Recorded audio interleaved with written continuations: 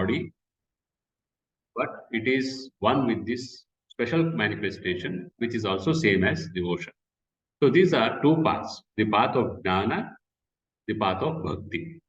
In both of them, there is the path of meditation, Raja Yoga involved, and there is the path of karma also involved. Karma Yoga, the path of action. That's a different topic. Now, with this background, now we will try to understand the Vedantic meditation. What does this Vedantic meditation mean? Either if it is the path of Dvaita, that is dual, the world and God are two separate things, this Vedanta, then they will worship the special manifestation. It is worshipped as Rama, it is worshipped as Krishna by millions of people, it is worshipped as Parvati, it is worshipped as Shiva, it is worshipped as Ganesha. We have this freedom, democracy we have in India for thousands of years. You worship any form of God you want. Now, I can worship that form of God and discover my true nature, which is consciousness. That is the one path. The second path, which I will be now guiding you through, is the path of self-discovery. I don't have to believe in any form of God to do this. I have to discover the truth by turning inside. Upanishad calls it Avruta Chakshu, an eye which is turned inside. Usually, our mind, our attention, everything is outward. It sees the world outside. It cannot turn inside. And if it looks inside the mind, it will be only imaginations. Imagining things I wanted or regretting things that happened or I did not do. Avruta Chakshu is turning the mind's eye within to discover the truth. Who am I? Nanu yaru. Adu prashne. Nanu yaru. I have discovered everything about the universe, but I don't know who I am. And the maximum I know about myself is I am a professor, I am a lecturer, I have this salary, I have these problems, I have these pleasures. None of them are me, because a day will come when I become a dead body, none of them will have any meaning to me, neither to my family. Then who am I? Who am I? That question is what we try to discover by turning inside, Avruta Chakshu. I will be now guiding you through a simple process of turning the mind inside. But I request you, if you are doing some work, you will have to stop it, otherwise it will be a waste of your time and my time. I request all the participants, please keep aside whatever work they are doing and see if they can follow this. It is a guided meditation I'll be leading you through. Otherwise, it will not be very meaningful. Now, wherever you're sitting, please sit straight. Please sit straight. Keep your back, neck, head in a straight line. I will be taking you inside in a three-step process. There is one way of understanding this. This is called Ashtanga Yoga, eight-limbed yoga.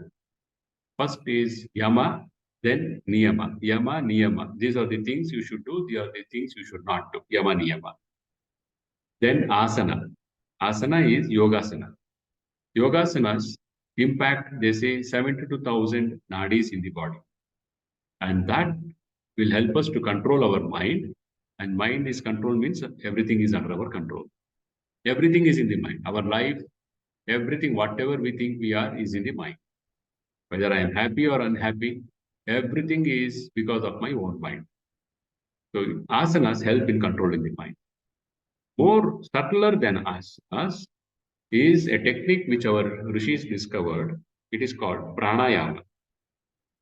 Our rishis discovered whenever the thought and feelings are agitated by lust, anger, or fear, whenever thoughts and feelings are agitated by these, then the breathing pattern becomes rapid and shallow. They said there is a direct connection between our thoughts, feelings, and our breathing. Having discovered this, they did a reverse engineering. And they said, let us control our thoughts and feelings by controlling our breath. Because as you know, breathing is the only activity which is both voluntary and involuntary. We cannot stop our heartbeat. We cannot stop our stomach digesting. We cannot stop our kidney and liver function. one thing we can stop for a few seconds at least is our breathing. They said, let us control this, learn this technique of controlling the breathing, and through that, control our mind, control our emotions. This is the science of pranayama. The final purpose of pranayama is this. But pranayama helps also in keeping the body healthy. But for that, one must lead a very disciplined, systematic life. Or else pranayama is a double-edged sword. It will be more harmful than not practicing. Yama, niyama, asana, that is yogasana, then pranayama, then something which is more important. Pratyahara. Pratyahara is the method, the technique, the process of stopping the mind from going out. The mind has a tendency to go out. Its very nature is outward flowing. Pratyahara tries to stop the mind from going out. Going out after other things, outside issues, outside objects, or going out in the mind itself towards issues it has created in its own imagination. That process has to be stopped. That is called pratyahara. Simultaneously, to be successful in the practice of stopping the thoughts from flowing out, the mind has to be tied. Only when I tie the mind to something will it be able to stay in a place. That is called dharana. Dharana is the attempt to tie the mind to one idea or even one object, or as a devotee will do, to the form of the Lord. Ishta devate, kula devate, mane devaru. Some form of God I worship, I tie my mind to that. That is called dharana. Then when the mind is stopped from going out and it is tied to an idea or an object or the form of God, which is called dharana, when it continues for a certain amount of time without break, it is called dhyana, meditation. So you can understand, meditation is not something you sit, close your eyes and do. It is something which happens, which develops when you practice pratyahara and dharana. When dharana becomes steady, when you master dharana, then you are entering into dhyana. When this dhyana continues for 24 minutes, uninterruptedly, it is called samadhi. It is a challenge to even concentrate the mind for 2 minutes, forget 24 minutes. Perfect focus on one thought, even for 2 minutes, is a great achievement. Now I will take you inside from your engagement with the world outside. I will tell you how you can turn inside and go inside. This can be practiced even in 15 minutes. In 15 minutes, you can do this turning inside. And if it is practiced every day, it will be a great help to manage stress. Stress comes when over engagement with the world outside, not just over engagement, over expectations from the world outside, and over expectations from the other person in my life. These create stress for us. And as you know, there is eustress and distress.